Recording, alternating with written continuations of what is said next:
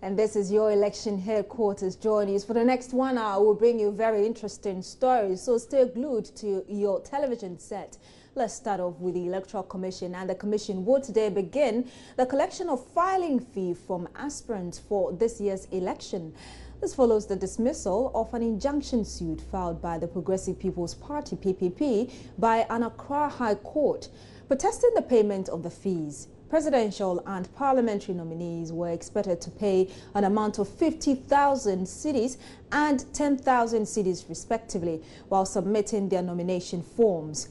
In a statement, the Electoral Commission advised all nominated candidates for the 2016 presidential and parliamentary elections to submit the banker's draft in respect of their filing fees to the Commission not later than 12 o'clock on Monday. That's today, October 10, 2016. Let's go over the phone lines and speak to Yusuf Ayuba. His ECs. Okay, so we don't have him. We'll try and get in touch with him and bring you that interview. Let's move on to other stories. And Ghana's most critical development challenge is job creation. And that's why the new Patriotic Party wants to create more jobs in all sectors of the economy if elected into power come December 7.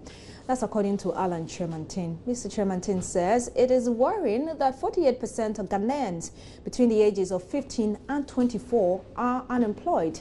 He was elaborating this point on the NPP Manifesto on the Super Morning Show on Joy 99.7 FM earlier today. Take a view at it. This is a policy document. A manifesto is a policy document, not a program document. So you do not necessarily find the kind of details, both in terms of the background and then also let's say the details of how you operationalize them. You know, a policy is a guide to action. But then there needs to be clarity in terms of the policy statement itself before you can move on to a program document. So all the background source of information that you're talking about will not be here. But specifically, in terms of employment, we are aware that according to a World Bank survey, that 48% of Ghanaians between the ages of 15 and 24 are unemployed. That is a fact. And that's pretty serious. I mean, if you're talking about 48% of young people between the ages of 15 and 24 being unemployed, I mean, that is serious. Beyond that, 18% of those aged between 25 and 64 years are either inactive or also unemployed. So if you consolidate these two figures, you do not need to come to any other conclusion that our most critical development challenge is dealing with unemployment. So that, I think, underpins the focus on job creation. Every policy that we propose, every solution that we propose to a problem, you can be damn sure that we would have done a research, okay, to inform us. Serious political parties don't just say things. They say them based on research. So our own surveys around the country, talking to young people, what is your number one need of a government to come? And all the young people, I agree with you. Perhaps we are even we have done ballot box across the country. Exactly. We are going by figures that are verifiable and which have been referenced based on more or less a very detailed analysis, including those who are available for work and things like that. If you now want to dilute this discussion with something else, the burden of proof is on you. Because you cannot just ask me, but then how many of them are jobless, how many of them are available, and I know. How do you intend for us to carry on with this narrative when you are unable to your bottom line is that we all agree, including your in-house statistician, that unemployment is a serious issue in this country. And therefore, we have put programs in together as in our manifesto, which the overarching goal of our manifesto is to create jobs in the economy, and for those who are in existing jobs, for people to have job satisfaction. Okay. Beautiful. So once we all agree that it is an important national need that we need to answer, I believe therefore that we are answering questions that Ghanaians are asking, and for me that is very fundamental and important. Okay. The second pillar is to introduce 3 new what we call flagship anchor initiatives. That is where the one district, one factory comes in, and we also have something to do with anchor strategic industries like the petrochemicals, the iron and steel, and so those are also there. And we also have what we call the industrial subcontracting exchange, which would link large-scale companies with small and medium enterprise. So even if we took, and I'm talking about 2 pillars, now if we took even the second pillar, and we don't even talk about the one district, one factory, we don't even talk about these large-scale iron and steel, petrochemical, integrated aluminum, and we're talking about the least fanciful of that, that's the linking small businesses to large-scale companies. Let's say you have KFC now. Now KFC has the need for, let's say, 100,000 crates of eggs every week, just to be able to feed their retail units. That in itself is providing potentially jobs for people who are into the poultry industry. And the people who are in the poultry industry, you may have the owner, the entrepreneur might be there, but you don't need to be a graduate to be working in a poultry industry, So I'm saying that even for just one small component of the program, you have all this. But basically, the first pillar is to support small, medium, and large-scale enterprises, reducing the cost of doing business, providing access to financing, reducing interest rates, all the kinds of things that we can get into, so that you are looking at a situation where through these policy interventions, you can improve the competitiveness of all the enterprises, which are the ones who are creating jobs. 90% of jobs created in this country are created from small and medium enterprise. So if you support small and medium enterprises to grow, by implication, you are helping to create jobs, because then they can invest more and then they can recruit more. So that's the kind of things that but if you want now for us to get into the details of each of the 2 pillars, we can take it off from there. I think. Let's stay a while longer on this, and former President John Agyekum Kufuor has said that the new Patriotic Party is ready to take over power and steer government to the heights of development, as the party once did under his tenure. Speaking at the launch of the NPP Manifesto at the Trade Fair Center in Accra, the former president said his government under the new Patriotic Party was able to achieve middle-income status for the country because it is in the party's DNA. The history of our tradition, dating back to 1947, the dawn of party politics in our country, makes this claim unassailable. Such meetings, therefore, reinvigorate our spirits and send a clear message to all and sundry that we are determined and ready to take over the reins of government of Ghana and steer it once more to the heights of development and prosperity as we once did. The core of our manifesto is not just a recently collected set of ideas that we wish to try out on the people or a smoothly packaged work for public consumption. Rather, the essential features of our manifesto focus and revolve around upholding and advancing the dignity of humanity especially of all the citizens of our nation. This has always been the core of our tradition.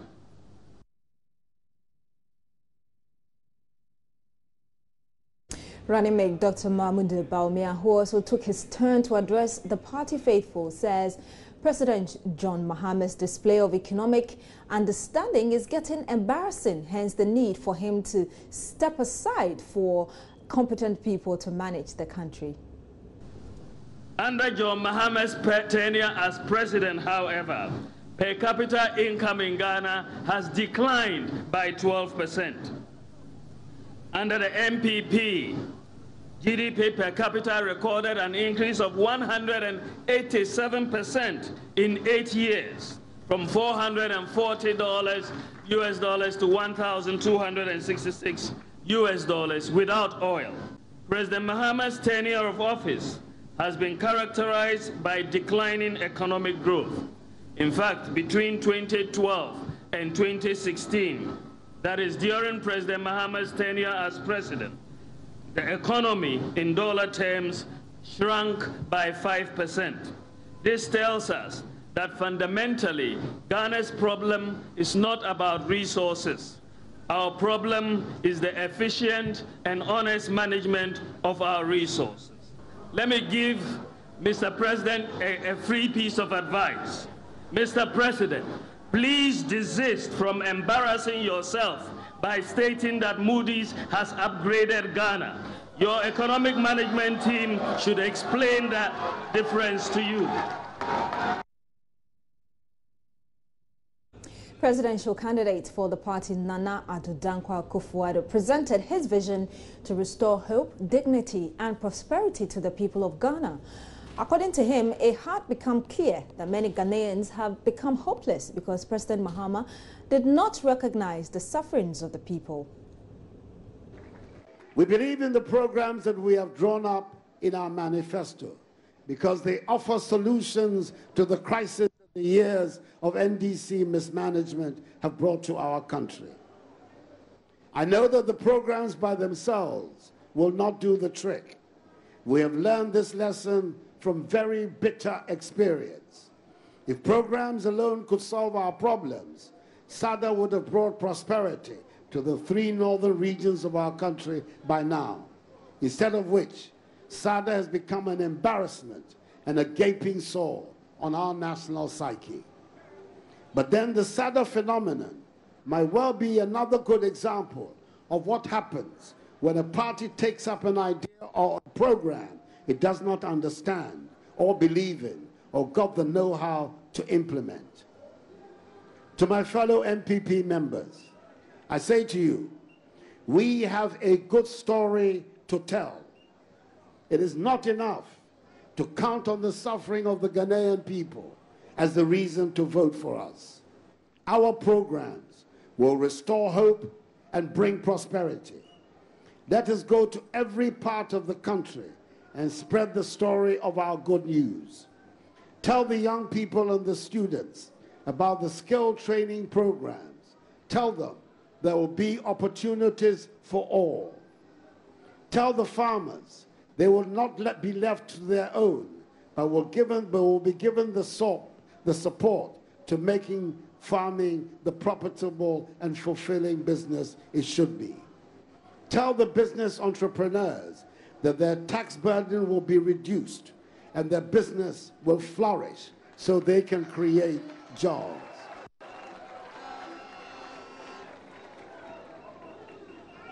We must make sure our message is heard loud and clear from Axim to Aflao and from Accra to Paga. Tell them we shall treat the mandate they give us with respect, and we shall make Ghana a happy and prosperous place for all her people. Tell them the NPP did it under President John Agyekum Kufuor, and the NPP will take us to an even higher level under President Nana Addo Dankwa Akufo-Addo.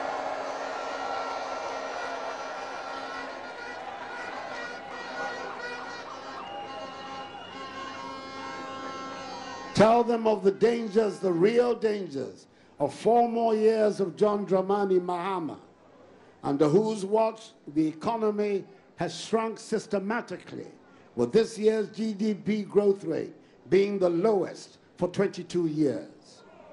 The IMF also tells us in its report that Ghanaian workers were poorer last year than the previous year, and they were poorer in 2014 than in 2013.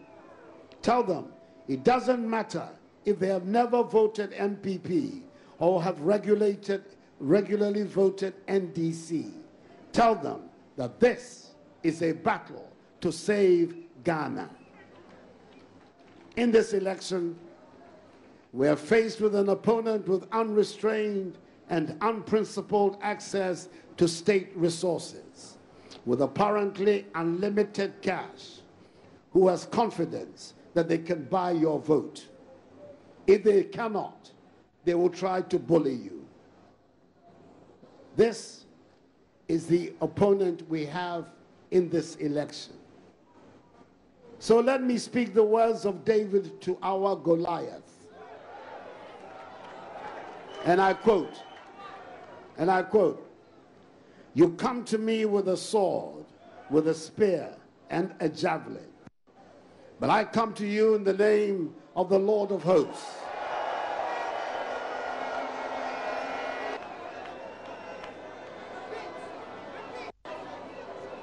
The God of the armies of Israel, Ghana, whom you have defied. This day, the Lord will deliver you into my hand, that all the earth may know that there is a God in Israel, in Ghana.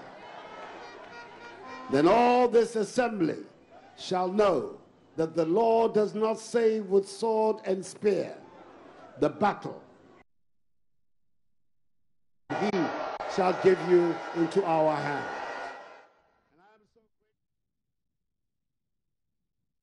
So that's the NPP presidential candidate, Nana Addo Dankwa Akufo-Addo. We'll bring you more on this manifesto launch, which was done yesterday. But let's return to our first story about the Electoral Commission receiving filing fees and nominations today. We have our reporter, Joseph Akable. He joins us live on the line. Hello, Joseph. What's happening at the conference room of the Electoral Commission? Well, so I'm at the conference room currently, where we are expecting the presidential nominees to present their filing fee. As it stands, 3 presidential nominees have showed up at the IPAC conference room. I'm talking about Ekua Donko of the GSP. She was the first to arrive.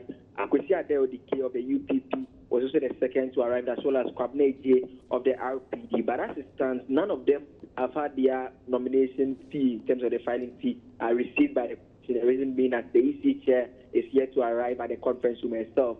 She, as the returning officer for the presidential elections, she's the one who receives the filing fee from the various nominees. So once she arrives, the process will start. But as it stands, those are the nominees who are already seated, awaiting her arrival. But another information we are picking up is that later in the day at 2 p.m., Commission will be holding a press conference, and the indication I'm getting is, if all goes well, they'll be expecting to come out with a list of those whose nomination form have been accepted by the Commission. So apart from the fact that you need to present a filing fee, there's already a vetting that the EC is doing in terms of the details that the various nominees have provided, and we're expecting that by 2 p.m., when a press conference is held, we'll know who and whose nomination form has been accepted.